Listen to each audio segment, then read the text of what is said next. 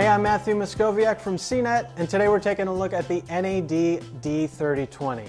This is a compact stereo integrated amplifier that's currently selling for $500.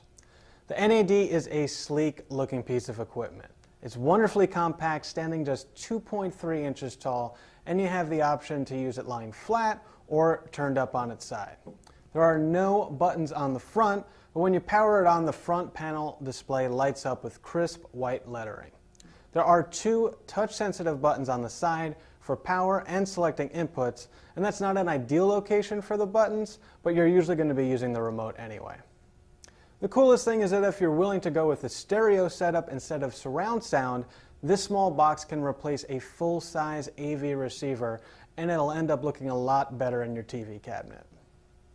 Now, unlike a lot of integrated amps, the remote has a nice size to it and it's comfortable to hold. The only problem is that the button labels are the same color as the buttons, which makes them very difficult to see, especially in a dim home theater. On the upside, you can turn the amp on and off via the remote, which is actually a feature that's missing from a lot of competitors. Around back are the audio inputs, including 2 digital inputs, an analog input, and 1 mixed-use input that can function either as an analog input or an optical input, as long as you have the right adapter cable. Now, that's plenty of connectivity, even for living room use, as long as you use your TV to switch between devices and connect the TV's audio output right to the amp. Even better, the NAD also has built-in Bluetooth, with support for the better-sounding aptX codec, so it's dead simple to wirelessly stream audio from nearly any mobile device. It's also nice that there's a dedicated subwoofer output on the back, so you can use the D3020 in a 2.1 speaker setup without too much fuss.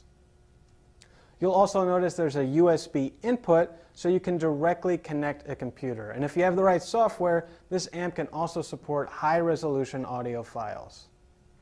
We also had resident audiophile Steve Guttenberg give the NAD a listen, and he was seriously impressed.